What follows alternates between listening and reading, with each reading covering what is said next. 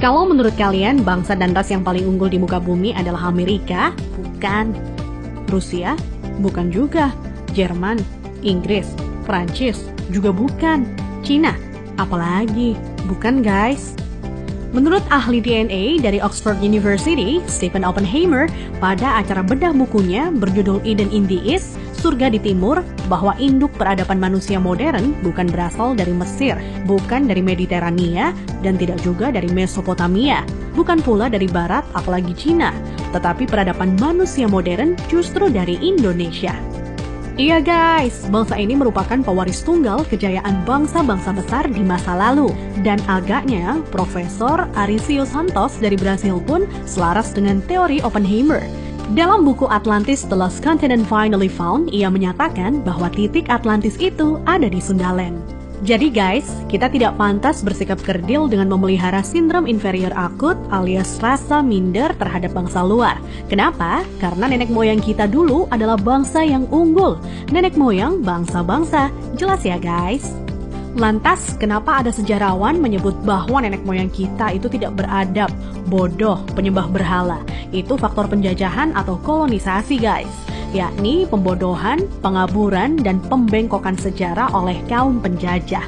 Menurut Juri Lina dalam buku Architect of Deception, Secret of Freemasonry, ada 3 cara melemahkan dan menjajah suatu negeri. Pertama, kaburkan sejarahnya. Kedua, hancurkan bukti-bukti sejarah bangsa itu hingga tidak bisa lagi diteliti dan dibuktikan kebenarannya.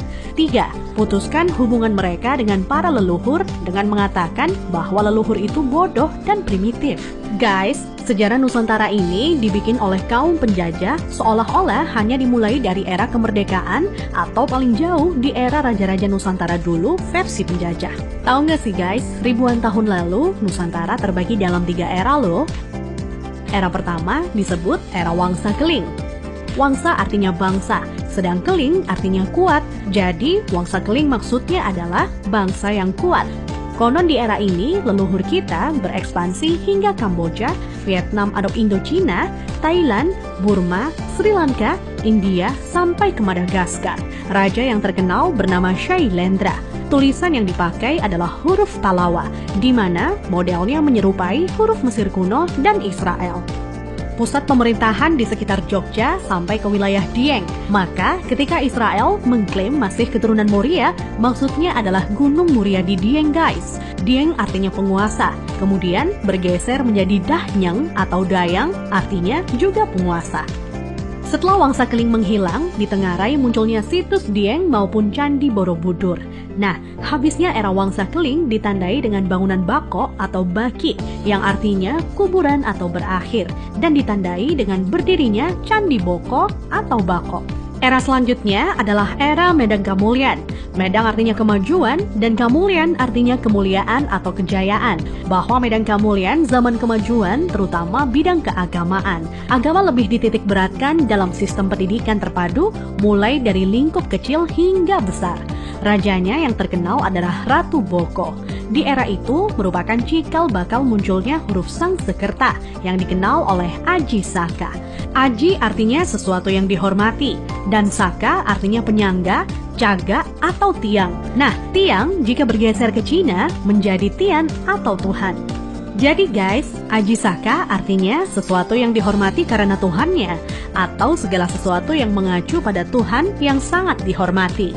Kemudian huruf-huruf tadi akhirnya menjadi bahasa Sangsekerta. Jadi guys, Sangsekerta itu asli berasal dari bumi Nusantara atau Indonesia, bukan dari India. Kenapa? Di India tidak ada kata-kata sang. Jika berbasis kata sang, justru lebih dekat ke Cina. Contohnya Chiang Kai-shek, di mana Chiang oleh bangsa Cina dibaca sang. Jadi guys, sang itu berasal dari bahasa asli Indonesia tempo dulu, yakni bahasa Saka. Huruf yang dipakai di era Ratu Boko adalah Sangsekerta.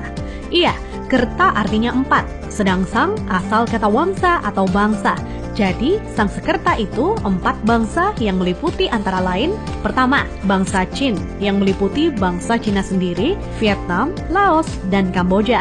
Kedua, bangsa Thai, meliputi Burma dan Thailand. Ketiga, bangsa Afrika, yakni Madagaskar, Sri Lanka, India, dan lain-lain hingga Mesir disebut sebagai bangsa Afrika. Keempat, Bani Jawa yang terdiri atas bangsa atau suku Jawa, Sumatera, Papua, sampai Kepulauan Polinesia dan Hawaii. Hingga kini, Sangsekerta kuat pengaruhnya di India dan Sri Lanka.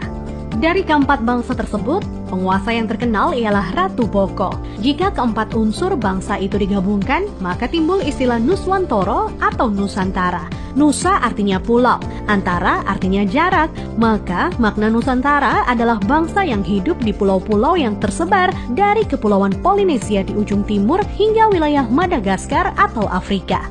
Selanjutnya dari era Medan Kamulyan berganti ke era Kahuripan. Kahuripan artinya kehidupan. Raja yang terkenal adalah Hayam Wuruk atau Brawijaya III yang terkenal dengan sebutan Jumadil Kubro sebagaimana makamnya di Troloyo, Trowulan, Mojokerto. Maksud kata Jumadil adalah Jum'ah atau Jumat yang artinya berkumpul atau bersatu dan Kubro artinya besar. Jadi Jumadil Kubro maknanya adalah berkumpulnya sesuatu yang besar atau istilah Sangsekerta disebut Sumpah Palapa. Melalui Sumpah Palapa, Hayam Wuruk berhasrat membangun kembali Nusantara sebagaimana dulu pernah gemilang di era Medan Kamulyan. Ia ingin menyatukan Nusantara yang telah tercerai-berai menjadi beberapa kerajaan atau wilayah kecil-kecil.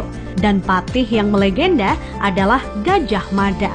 Nah, hal yang tidak tercatat atau dihilangkan oleh sejarah modern ialah guratan atau ukiran pada batu sumpah palapahnya Gajah Mada yang ternyata berlafazkan La ilaha illallah, tiada Tuhan kecuali Allah.